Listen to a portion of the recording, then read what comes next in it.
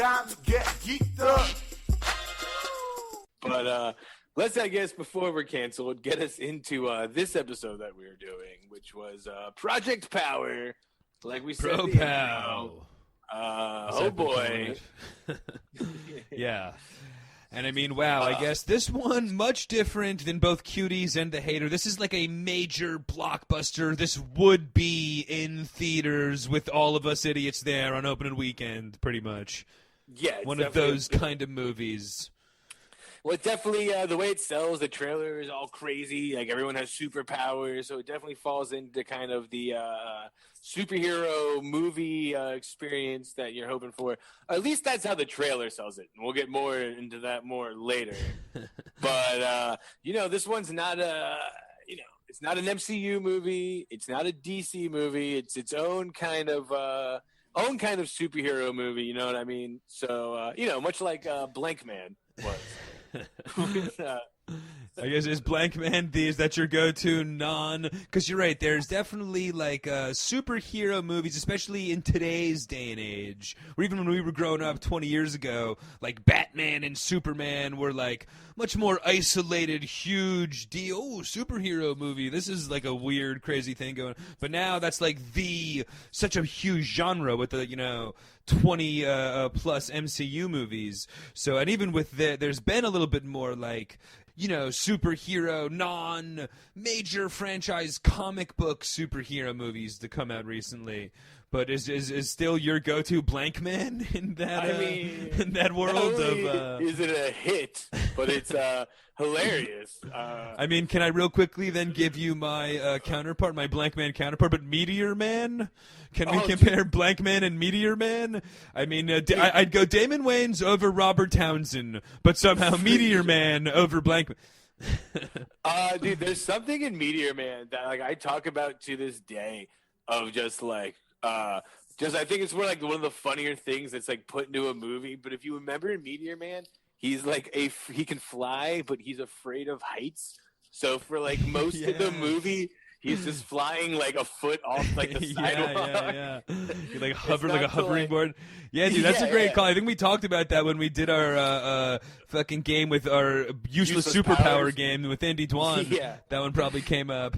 But it is. yes, but like, right, I always think that's like just a really funny bit to like put in a movie like that. And I remember that from like being little too. But it's always. I mean, those were both just straight up comedies. Because Blank Man as well was hilarious. He was kind of like a fucking half-wit that dressed himself up as a superhero and then somehow he became was a genius too, right? Yeah, he had, like, the inventions and the. Damon Wayans was, but he was always he was like a nerd, I guess. He was like a Batman kind of. It was exactly. It was all his own gadgets, and then David Alan Grier was his. His cool brother. Yeah. But comedy classics. But there's some great ones in that too. I guess there are some more serious ones. Because for me, I would think that, especially for you, the one that you would go to, and it's been talk on the Geeked Up show, but of course recent Oscar bait, but Birdman. How about Michael Keaton's comeback with Birdman as a superhero kind of movie? About a lot more than it wasn't a superhero movie per se, but I'm fucking counting it. Yeah, I would count it too, man. The movie's called goddamn Birdman. Plus, he's like in the suit and he's like flying around. There's also like, I would count Birdman. And of course, just real quick to catch everybody up, but just because Devin held the Oscar after talking to the writer of the thing for a while, a Geeked Up favorite. Big time. That's why it would have been one of my top ones. You're right.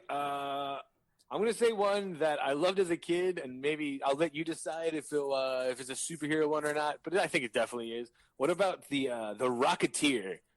Do you remember that movie? Yes. Where the guy had the jetpack, and he was fighting Nazis, and he had a mask. He definitely had a jetpack and a mask. Fighting Nazis is a little bit more war movie, but I guess the jetpack and helmet. Captain America's whole shtick.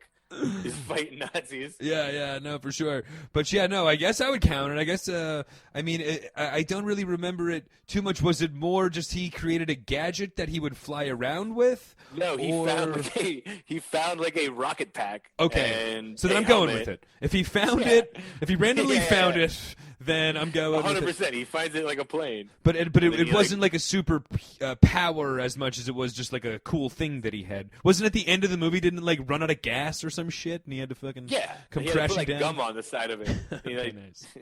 All right, well then I'm counting it. If he MacGyvered it up like that, then I'm... yeah.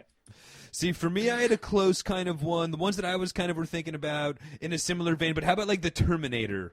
You know, he's more of a cyborg, obviously sent from the future to help keep the past from destroying itself, or however you want to put it. But Gotcha. Superpowers in the sense where you can't fucking kill him.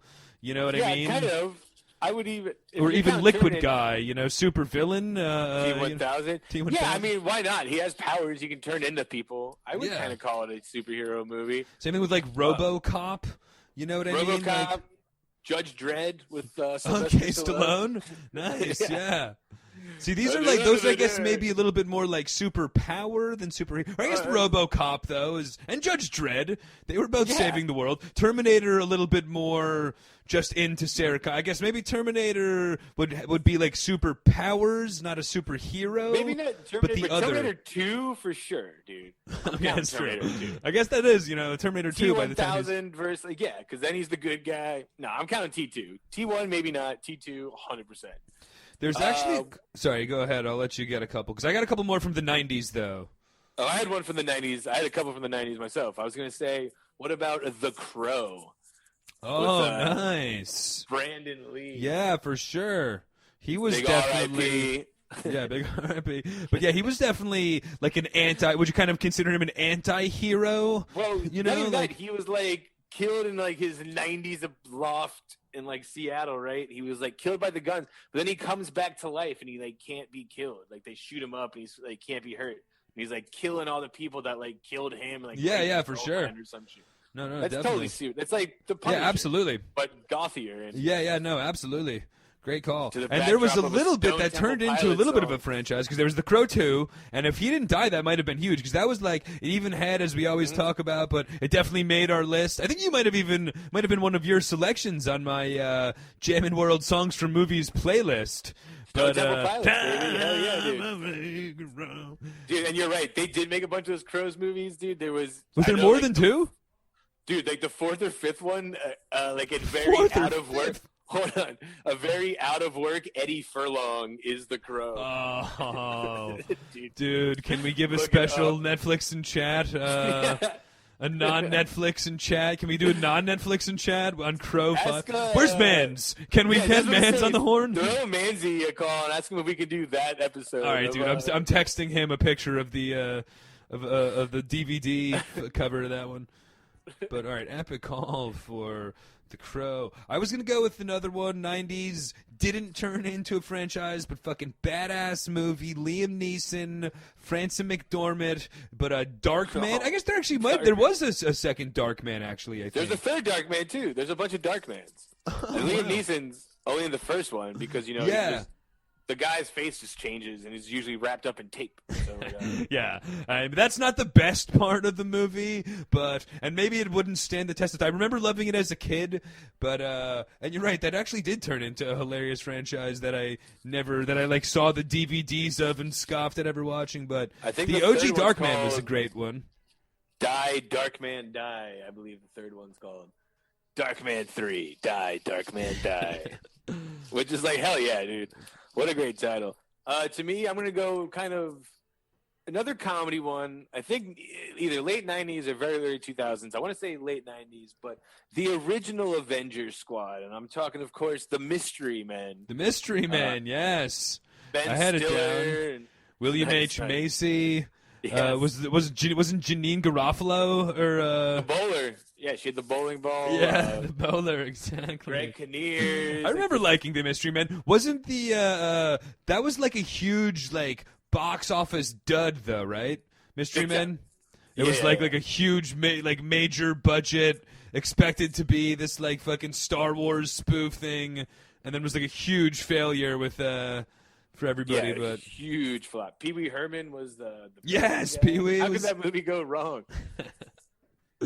I mean, Stiller that's like one of the few for Stiller that actually I don't know. Stiller, I haven't done my IMDb deep dive, but especially at that era, Stiller was fucking was gold, box office gold around that time. Yeah, I think that was like pretty around like something about Mary, which was like the big Ben Stiller, and then the Farley Brothers 2 movie was like that shit was everyone loved that. I got another comedy one that I thought you were gonna go with, but from another Geeked Up favorite. But how about Kick-Ass? With superhero family, Nick Cage and the fucking cursing kids and all, you know, like the adult-oriented superhero movie with kids. Weird concept. I actually liked it, you know. I think that one was as well was a dud. And I think like Mystery Men, a lot of these movies, it's like they don't like what is their audience? You know what I mean? For like a comedy superhero movie. I don't think Kick-Ass was a dud because they made a sequel and the sequel sucked ass. Okay, interesting. I've got another hilarious one real quick. How about a trivia question? Let me throw at you. Do you have the, as far as my knowledge, the only rom-com superhero movie? We've given you some comedy superhero movies. Oh, how about the rom-com superhero? Are we talking, of course, My Super Ex-Girlfriend? Oh yeah, Uma Thurman. With Uma Thurman, and then if it's a rom-com, who's it starring? Either Owen or Luke. Which stupid Wilson brother has to fucking is? And what does Vince Vaughn play in this movie? What cheesy sidekick is Vince Vaughn in the? But yeah, no, of course, Luke Wilson and Uma Thurman. I never saw it, but I'm sure it was terrible. I think I owned it on DVD. Pretty bad. It's a good compromise between. I'm not seeing the Avengers. Yeah. I'm not seeing the Hugh Grant movie. Okay, we'll both suffer through this shit. Then we're watching Hellboy. All right, Hellboy. That's a good one. The a little bit more new. Much like Hancock. Well, not the new ones. Not the ones with the guy Harper from Stranger Things, but the old Ron Perlman ones. Oh, okay. Yes. All terrible. I guess not true. The first Hellboy is actually pretty good. Yeah, isn't that a cult classic? Actually, like Toxic Avenger and whatnot. Like Toxic Avenger, another superhero. Hell yeah. I mean, was that the real precipice, or the like? Well, I guess not so much. But how about the Ninja Turtles? They're kind of Toxic Avenger-like. Yeah, a little bit of a Ninja spoof. Turtles You know, I don't know if that's after the same coin flip of would they count as a superhero genre or not. Oh, 100%. Yeah. They're just like maybe too much in the franchise world. You know what I mean? It's like fucking saying Superman. You know what I mean? Like. Yeah. But yeah, I guess they would be. They even wear masks for no reason. To hide their identity of being giant turtles. So yes, much like then all those movies. Yeah, and in the vein of Ninja Turtles, we have Project Power. Ooh, baby, it's time to get geeked up.